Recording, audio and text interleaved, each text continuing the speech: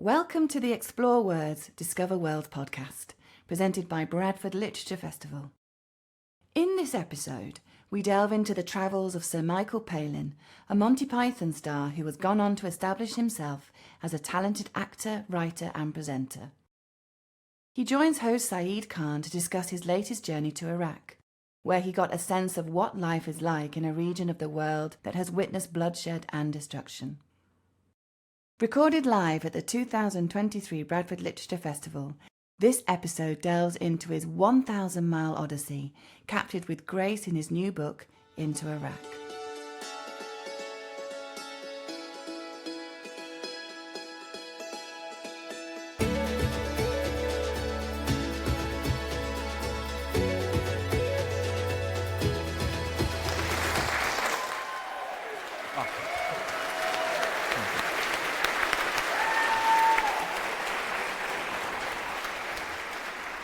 I think I'll go off now. Won't get better than that. If you go off now, I don't get out alive. There's a famous movie from the 90s called Backdraft, and says, if you go, we go. So good afternoon, Bradford, and thank you for investing some of your Saturday in this event, which I'm sure you will enjoy, not as much as I promise you that. Sir Michael Palin, once again. Thank you.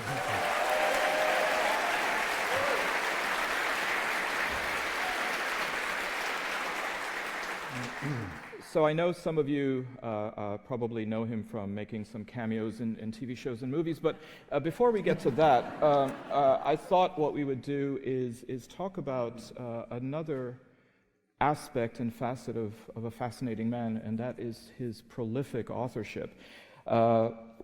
Michael Palin Into Iraq, which is your latest book, your latest travel journal, if you will, and then Michael Palin North Korea Journal, which looks like you were inspired by some of the posters that you might have seen there. Well, yes, the art director was. I thought they'd get me to look like some of the people on the North Korean posters, which is not necessarily a good thing, especially on your driver's license. You're Kim Jong-un? No, Michael Jong-un. That has a nice ring to it. I don't know if then you're in the line of succession, but we'll get to that when we talk about North Korea. So let's start with Iraq. I think by no coincidence, it's the 20th anniversary of the Iraq War, and here you took a trip from the north of Iraq down to the south. What was your motivation to pick Iraq as a destination country? Well, it was challenging, a bit like North Korea, and not many people go there, certainly for sort of tourist visits or anything like that. And yet, it's a country of enormous long history. All these biblical sites there, Nineveh and Babylon and places like that. So there was a long history, and yet this very short history of violence in the present day. You'd think of all this, the civilization of Iraq ended up in these vicious wars over the last sort of 20 or 30 years. And I think that what happens with a country like that, you are in the news so long as you're in the news. And then suddenly the war seems to be over and everybody goes away and nobody really knows what's happening in the country. And I thought that's the time to go and see the country and actually find out what effect it's had on the people. How do people survive what's happened in Iraq over the last 30 or 40 years? And how does the country still function? What are the people thinking about? And, what is the morale in the country like? What does the country itself look like? So all those questions I sort of wanted to answer, and I thought it was time to visit Iraq because, as I say, because of its place in the news and the way it suddenly fades out of the news. Well, you started your journey in Turkey, which I think in and of itself is important because Iraq is essentially three provinces of the former Ottoman Empire fused together after 1920, and you start off in the so-called mothership of the former Ottoman Empire, Turkey. You see through the lens of a tremendous amount of diversity when it comes to religious and ethnic identity. You're looking at Muslims, and yet you switch the kaleidoscope, and then you're looking at Kurds. And many of these identities aren't always well aligned. No, I mean, I think really Iraq was sort of cobbled together, as you intimated there. It was three different countries. There was the Kurdish part of Iraq, and then central Iraq, and then there was Mosul, and I can't remember, Baghdad. Those were the three provinces that the British in their wisdom thought they would unite together in a country called Iraq, so they could basically use the oil and make a lot of money out of it. And they were not harmonious, these three groups, and they're not particularly harmonious now. But it's very interesting because, I mean, I go on these journeys to learn. I don't quite know everything about Islam and the Muslim religion and all that, but you find out, you know, there are the difference between the Shia and the Sunni. That was very, very strong in Iraq, especially in the southern part of Iraq. Basically is run by Shia militias still, and heavily influenced by Iran next door, whereas the north is more, certainly the northwest, is sort of the Sunni heartlands, and that still seems to matter quite a lot to how people view each other, and we saw some evidence of both sides feeling very, very strongly about something. So you go from one area that has recently suffered trauma, meaning eastern Turkey, with, of course, the devastation of the earthquakes, right into Mosul and the north of Iraq, sort of at the beginning. Not now, I'm working. My cousin is in town for a bit. Should we have him up here? No, he's very boring. Oh, he's that cousin. Okay, I've got that cousin too.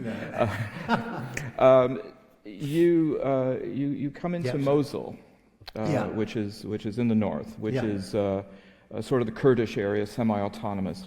But you also are witness to the devastation wrought by ISIS. Yeah, I mean, Mosul was interesting. It was the first big city we went to. And of course, part of our journey was we were following the Tigris River.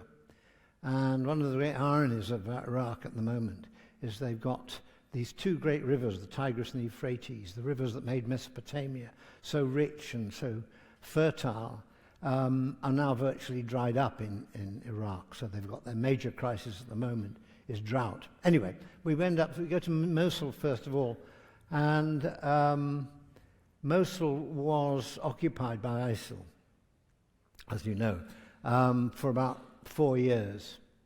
And, you know, what you could see there was just something which I mean, it's totally impossible to sort of get your head around, really, that in those 4 years, a lot of the sort of ordinary freedoms that people would have expected, just the freedom to listen to music, for instance, to wear certain clothes, to eat certain food, to meet for a drink, all those were sort of banned. So we met a couple of young men, really nice guys, bright, intelligent, and they had lived through this, where if you'd been found with a smartphone, you could have had your hand cut off, or you could have just been executed. And these are sort of young guys that are very similar to the way I was when I was 21, 22, and yet they had to live. Oh, wait a minute, this. you had a smartphone when you were 21, 22? Good, that's why he does this job. You know? No. Cheers. It's just our ambitions and all that, and what you have. So you've got these people having their sort of lives sort of truncated for 4 years, and then suddenly it begins to go away. But also the city itself, the old city of Mosul, which must have been very beautiful, just absolutely flattened, and there were people still living in the rubble of the city. And we walked through and we filmed just these houses that had sort of collapsed. Not all of them, one or two of them were still occupied. And I mean, it was so lowering, the whole experience, until suddenly I met these children there, and they cheered me up a bit. They're sort of they had catapults and things like that. And I was almost moved to tears by what I'd seen there. And they said, oh, come on, you know. And I realized these children probably not born, you know, before sort of 2017 or 2018, the ISIS. They've not known any other life like that. And for them, you know, the old buildings and the collapsed buildings were a sort of playground. And they were allowed a lot of freedom, really. You know, no one stopped them sort of wandering around. And in some of the houses, their families were still there. So that was a surprise. I thought this would just be, you know, a very, very grim place and an awful experience. But they cheered me up, and I thought that's something that you kind of you learn. But that was Mosul. It was a tough place to start filming. And then 50 miles away is Erbil, which is the capital of Kurdistan.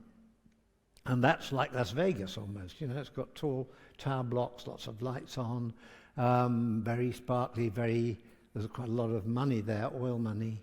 And that was just 50 miles away. And yet ISIL did not get to Erbil for some reason.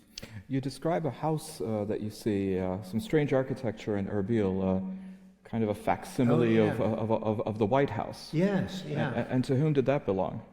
Well, I don't know who it belonged to. In fact, there's no one else in there, but it was an area called Dream City in Erbil, and there it said, architects will make your dreams come true.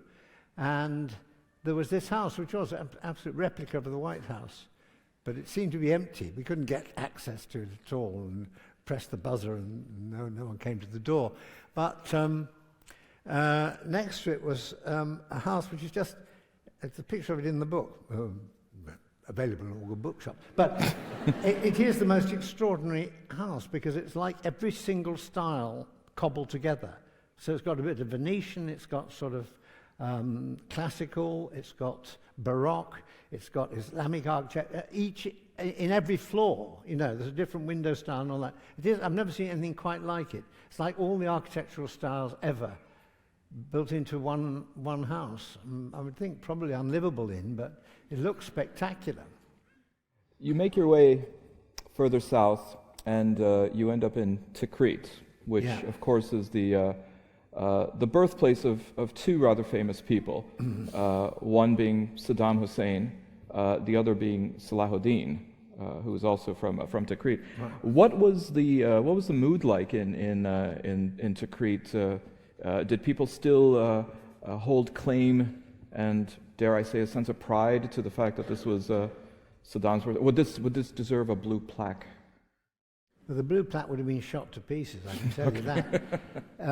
It was actually about the low point of the journey to Tikrit, because you get there and there's a definite feeling, increased security on the road and all that as you're going to Tikrit, as if something dangerous may still happen there. And there are groups of ISIL fighters still around, but we didn't really see that. What you see first of all, or a bit like in Mosul, I mean, the first thing we saw in Mosul was a huge hospital, 1,400 beds at one time, just totally blown apart during the fighting, and still out of action, still useless. So in Tikrit you see these great big palaces that Saddam had built for his henchmen. And I mean, there must be about 10 extraordinarily well-built, beautifully designed, beautiful architecture ranged along the side of the river, and all of them in various stages of destruction. So once again, you're confronted with a city ringed with piles of rubble. And then, I mean, something quite unpleasant happened there, because we wanted to film in the city, and in Tikrit there's quite a strong Shia militia there, and they didn't want us to do anything that acknowledged Saddam Hussein and the Sunnis' part in what had happened. They said, you can't see that. What we want you can't go and see his old palaces. We want to show you where one of the worst things in the war ever happened. And it was a thing called the Spiker Massacre, and I didn't know much about it. But what had happened was that the sort of the anger against the way Saddam had been treated and all that led some Sunnis to take 1,700 Shia cadets from a nearby American base and take them out for a day's holiday or something like that. It was kind of day off. And in fact, what they did, they took them down to the river and they shot and killed all of them. And this was called the Spiker Massacre. It was the base they came from was the Spiker base. And this was just, they wanted me to go down there and see where it happened and talk about that, which I did. And it was, I mean, it was a very, very difficult thing to do, largely because there were various armed men standing around looking very, obviously, they weren't pleased that we were there at all, but so we would tell the story.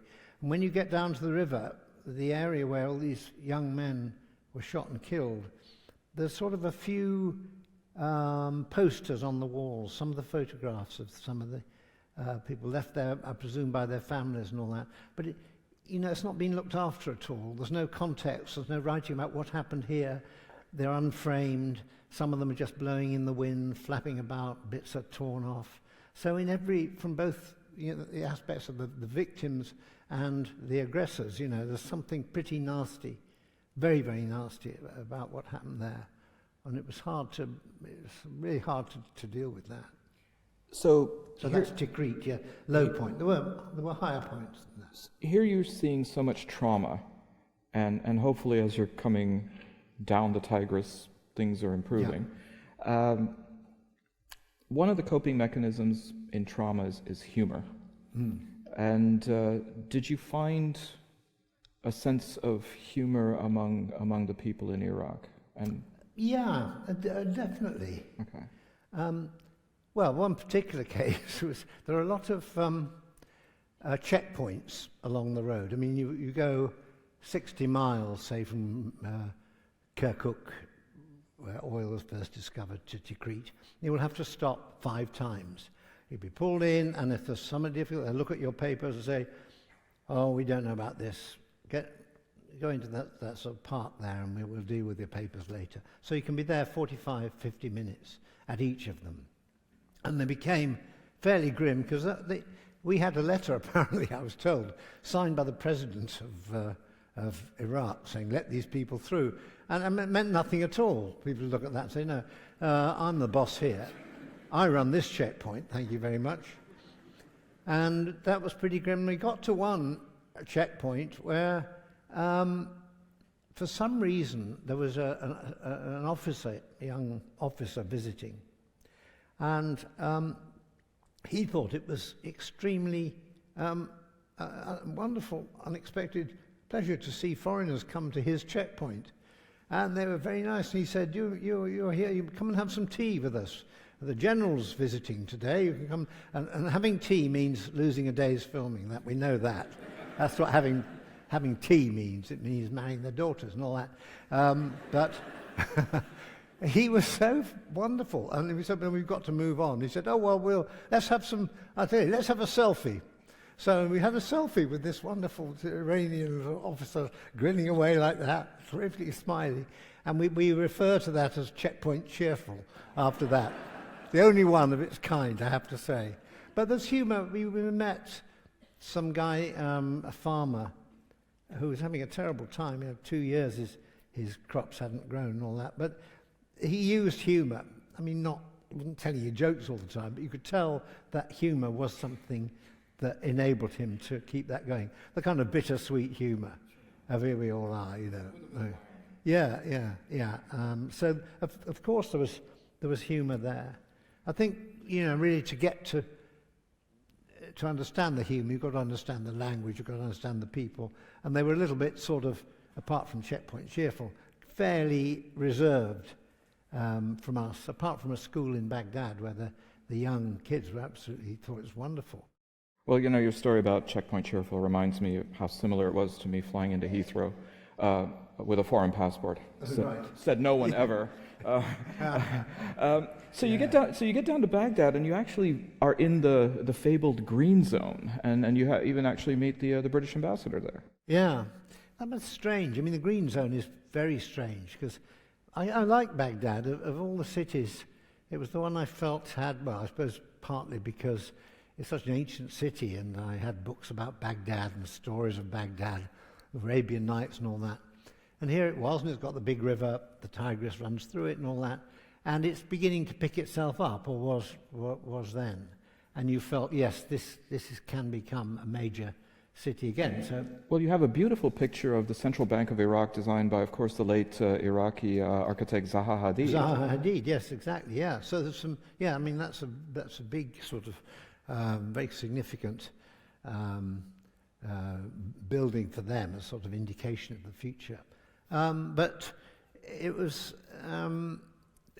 just generally, Baghdad was, I mean, there's culture going on there. And in fact, you're talking about humour. There was, beside the river, there were a crowd in this, there was a kind of museum with a garden in front of it. And these guys, and they were doing, they were making everybody laugh. And it was a poetry slam sort of thing. So reading poetry, and everyone was roaring with laughter. And I asked, you know, what's the object of the humour? What were they really laughing at? I said, well, it's all about the politicians. And so they were sort of satirists, you know. And then once they told me that, I realised certain names came out. Whoa! Great laughter. So there's terrific laughter. But I don't think that answered your question. No, I think it was fine. I'm just thinking that, you know, every time you heard the word Bush, someone threw a shoe. Yes. Yeah. So, You make it down to Basra, so you're at the end of the Tigris, and one thing that struck me is as you're seeing the Shatt al-Arab, which is the main waterway separating Iran and Iraq, and there's a sign, or there's two signs, and in one direction is the airport where you're looking to leave, and the other one says the Iranian border. Yeah. And this certainly elicits a reaction from you. Well, they're so squeezed together, and I realize the geography of Iraq it's a slender country, quite a thin country, with enormously powerful neighbors, Turkey to the north, Saudi Arabia and Syria off to the west, and Iran off to the east. So it's squeezed by countries which have more power and more influence and a greater economy probably than Iraq. So there was a sort of feeling one way I just felt, well, good for them, you know, they're somehow keeping their own identity together. But at that point, you are so close to Iran and Kuwait on the other side. I mean, the total coastline of Iraq is only about 34 miles. It's very, very, very, very short. But anyway, it was. I mean, leaving there was. I did think, well, I remember we left early in the morning, and very early, it was about 5 o'clock, and yet the skies were sort of crimson, or orangey crimson, as if dawn would come early. And it wasn't that at all, it's just the gas burning off in the oil wells in the desert. And they just created this false dawn, which I thought was rather a good image of leaving Iraq, the false dawn. There have been so many false dawns. I mean, it's got a huge amount of money from oil and gas and all that, and yet the money does not seem to have yet regenerated the country. But they've only just stopped being in the middle of a war about 3 or 4 years ago, so I suppose there's time. So you have a country like Iraq with trauma, and then, of course, the mirage created by this really vivid image. You've also traveled to North Korea, and North Korea brings with it its own sense of mirage. What was that like? But the interesting thing is, you know, you go to Iraq and you can go anywhere and almost see anything. You go to North Korea and you can see nothing, really. I mean, they don't want you to see anything other than the things they want to show you, which is sort of modern buildings, marching feet and all that sort of stuff. So the challenge is to try and find a way of getting the information on North Korea, which is easier in Iraq, because people would talk to us. You know, there were roadblocks, but we could practically go anywhere. Whereas in North Korea, to try and find out what the people of North Korea, how they lived and what they were allowed to do and what the conditions were, that was really quite difficult. And the one thing you couldn't do was go there and say, we want to see this, we want to see that. You know, I'm not going to be fobbed off. We're from, well, we weren't from the BBC, actually from Channel 5. That would have confused them. You know, they do the Yorkshire Farm programme and all that. They're, oh, yes, good, that Yorkshire, good, you can come. So we had to get under the skin somehow, and there's this tension. You've got a team of people. There were two sort of guides. One 32-year-old man, another a 28-year-old woman, and they were very nice. They spoke English well. They were extremely friendly, extremely polite. And around them, there were 5 others who were from the tourist board who were a little bit more nervous, certainly for the first 2 or 3 days of what we were going to do. And you find it's kind of like the first couple of days, you don't know quite what you're allowed to do. For instance, they wanted to do a shot of me leaving my hotel and walking into towards the underground. And they said, he can only come that far out of the hotel. Then you have to stop and film the underground separately. And we didn't know why this was at all. Apparently there was some building there that was to do with security of some kind, but it looked like any other building anywhere else. So you've got that, and then when I first interviewed So Yang, the lovely lady who was our guide, and we were on the hill where the big, huge statues of the 2 leaders of North Korea before Kim Jong-un are, and I was doing an interview, and I talked about family, and she said, they are family. The thing about North Korea is we are all family. We're one big family. And of course, all their 3 leaders have been from the same family. But they identified completely with them. So I said, well, you know, I've come from a very happy family, but families always have disagreements, and someone has to give and someone has to not give. I mean, does this happen with you? And she's just flummoxed. And she was, you know, a woman who can normally deal with any question. She didn't know what to do. Her eyes flicked to one side. The mind is kind of saying, because what I was suggesting by that, a disagreement with the leaders, absolutely impossible. So you find someone who I later learned, this Su Yang, she'd read Jane Austen, she'd read Wordsworth, she'd read English books, but still subscribed to the fact that you could not say anything at all, presumably in public, but I think anyway, about your leaders. Do you think it was a fear, or that she had no frame of reference? I mean, that it had never dawned on her. I mean, because that's fascinating. I mean, I'm coming from a country where, you know, we don't have any experience of politicians having a cult-like following, so I was just kind of wondering. Yes. What country could that be? Well, no, I think she knew. I think she was well aware of what was going on, and that she was having to say this, because later, when the minders weren't all there, she opened up a little bit more. But still, I think she absolutely believed that they had the right system, we had the wrong system. I remember saying to her, you know, what makes our country different, I suppose, is that we are allowed to criticize our leaders. And she said, yes, well, that's what you do, and we don't do that. We don't need to, because they're perfect. And you know, that jarred. I couldn't believe she really meant that. But I think that is the mindset. And she was one of the sort of educated elite in North Korea. So, I mean, for the rest of the people, I think they just believe what they're told. Everything's very shackled. You can't get on the internet. They don't have any internet access with the rest of the world. You can't use smartphones or anything like that. So yes, they are really like in a sort of box kept away from the world. Well, like, you know, what was that movie, The Truman Show, right? I mean, that is the reality that's there.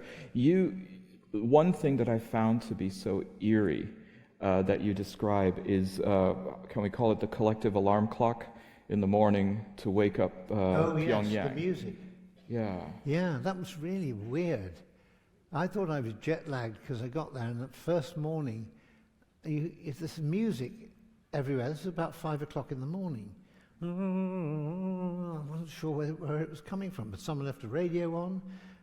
Was someone sort of rehearsing for a parade downstairs? But it was just an hour later, it was still there. And I realized later, this is just music that they play in the morning to encourage people to have a good, purposeful day. Get out there and do it. And it's called, I can't remember, something, "You are great, my dear General," or something like that, or "Good morning, dear General." And quite unself-consciously, this is played all over the city. And music is used quite a lot like that. And they're very, Koreans are very good. North Koreans are very good musically. They're fantastic. And we saw some of their theatre shows. But they're all run like a sort of army parade. Even little 5-year-old kids, all, they may be dressed in the local folk dress, but they all move absolutely together. And a number, 200 of them absolutely in step with each other, which is again a sort of good image of what the country's about. Everyone must be in step with everyone else. And those huge, great parades that you see in the square there, they have 10,000 people in the square, all moving. And you look down there, and what we found was on the floor were little signs where everyone could stand. So there was a little dot where everyone could be. So it wasn't just a spontaneous sort of crowd gathering to say, "Good morning, dear General."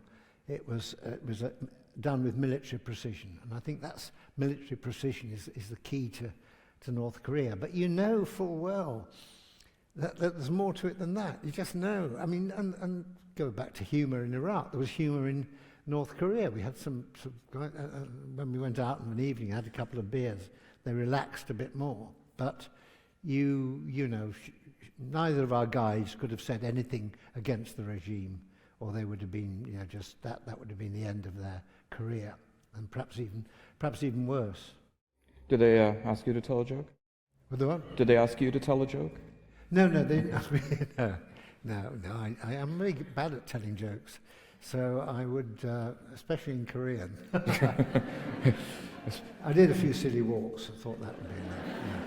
Fair enough. So speaking of which, first of all, your style of journalizing is wonderful.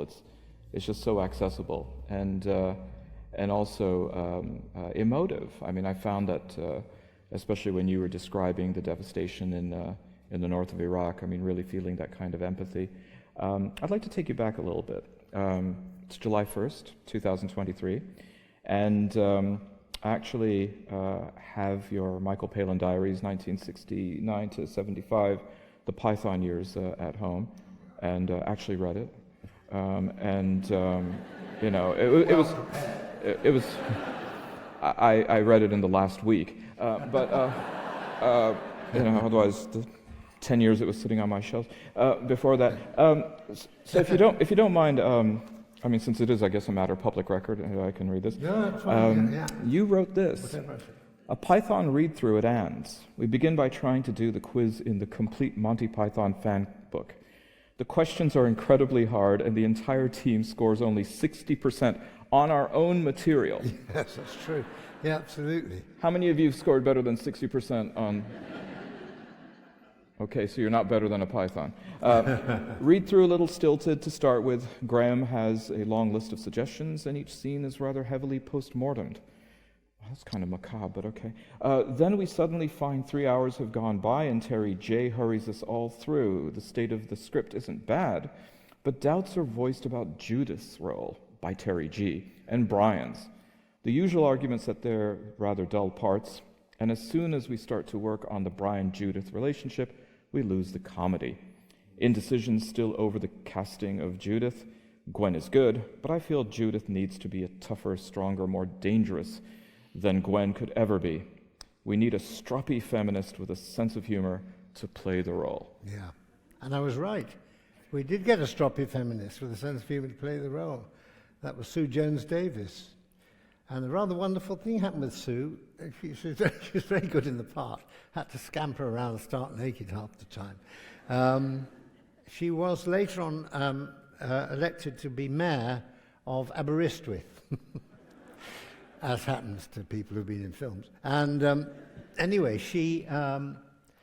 Aberystwyth was one of those cities in Britain that had banned Life of Brian, and still had done from the moment 1979 right through till about 2006, I think, when she was elected mayor. And so the first thing she did was to lift the ban on Life of Brian in Aberystwyth. Yes, and Terry Jones and myself went up there, and we all sort of linked hands and marched to the Odeon, Aberystwyth, saying, "Yes, freedom, we shall overcome." But it's only on for one night. That's all they'd allow. But there's a little crack in the facade. Yeah. You have to start somewhere. So there's this appeal about Monty Python, and now I think are we at the point of the event that I can talk about this? Is that okay? All right. You started now. You can't stop now. I know. Yeah. You've gone headlong. I'm an expert of rhetorical questions, by the way. So, okay. This idea, even reading in your journals, your travel journals, people in the most far-flung parts of the world, Baghdad, Bradford, they know about Python, and they come up to you and make a reference. Some places, yeah. I have to say, not in North Korea. Yeah. No one ever came up and said, do that parrot sketch. Well, that's because you just didn't go to the right places. And also in Iraq, there was relatively little encouragement to do by them. But yeah, I mean, it is extraordinary. I suppose one of the most amazing examples is when I started one of my travel programs around the Pacific, and Full Circle it was called, and we started on this remote island in between Alaska and Russia, and it's almost on the international date line. There's two islands. One has had yesterday, and the other, the date line goes between them, so the other one's 24 hours ahead. Anyway, we go to this island, and there's just a few Inuit living there. The Americans are very keen to try and get them to come back to the mainland where they can look after them properly. But these Inuits say, no, this rocky island in the middle of the Bering Strait is where we live, and that's where we're going to stay. So we go there and we film, and I do a piece to camera, and then we go do a walk down the hill towards the boat. They'd laid on a boat, a whaleskin boat, I think it was. Anyway, but going to take us back to Alaska. And there's sort of 3 or 4 of the elders of the Inuit community observing us quite carefully as I went down the hill, looking around. And they were always there. Wherever we were, they would appear. And finally we got to where the boat was, and we thanked them very much for a sealskin boat, that's what it was. Just about to get in the boat, one of the main man stepped forward and said, "Hey, aren't you the guy from Monty Python and the Holy Grail?" I mean, utterly and totally unbelievable. But, it's close to Alaska, where they play Python all the time. The Americans love it. So obviously some of it had been picked up there. Yeah. Did they quote you any lines in Inuit? No, no, they just said it was a pile of shit. I thought that was most unfair. That's roughly translating the Inuit. Right. Yeah. Okay. Yeah. Okay. I mean, looking back on the arc of your work, I don't think there's anyone who's unfamiliar with the various roles that you've taken, and you've seen them as a challenge. I know you and I had spoken before. One of my favorite roles was actually a cameo you played in a movie called The Ruttles, a mockumentary about the Beatles. Are there any roles you feel that you watch a movie or you watch a show and say, I want that? Well, movies things I've done. No. Those I hope you wanted to be in. But I'm saying others that you see a role and you're like, I could have played that one better. Oh, well, most of De Niro, some of De Niro's stuff, I think, falls desperately short. Yeah, I thought you should have. I'd say, come on, Bobby, speed up. It's that method acting. What method is it, you know? Yeah. Come on. Yeah. You got a line, you say the line, you go to the next line. None of this, Yeah. And then he shoots somebody. I don't know. Yeah. I don't know. Palin, Pacino, Heat. I think Palin, Pacino, Heat. Pacino. Well, there's another one. He just gets very overexcited. Yeah. My favourite actors were in Dad's Army. John LeMessurier is my favourite actor of all time.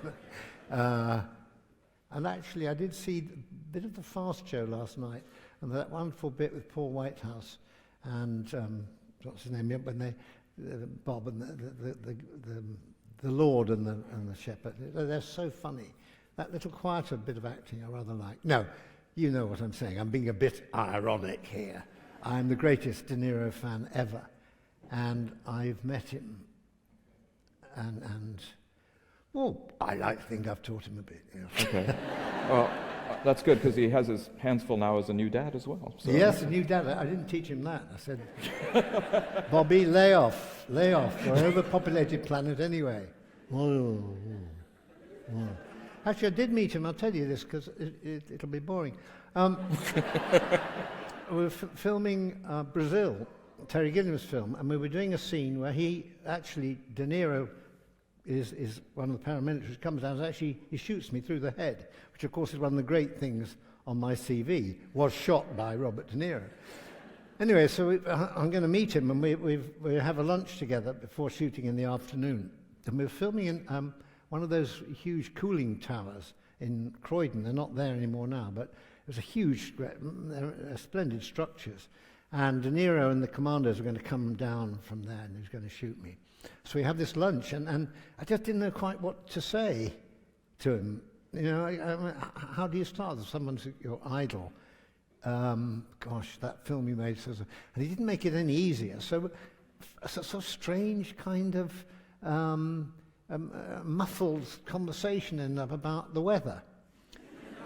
And I was saying, yeah, it's kind of foggy. I suppose that's London for you. No, well, actually, no. There aren't that many foggy days. There used to be. It used to be very bad in the sort of 50s. Oh, 50s, yeah. Anyway, I mean, yesterday was quite sunny. Yeah, it was. Sure was. And that was about our lunch. And I come out the end thinking, what haven't I asked him? You know, what am I going to talk about? Please. I think an Oscar-winning performance by the both of you on that one. All right. With that, I'm sorry, but our time has come to an end. Ladies and gentlemen, please join me in thanking, of course, Sir Michael Palin. Thank you.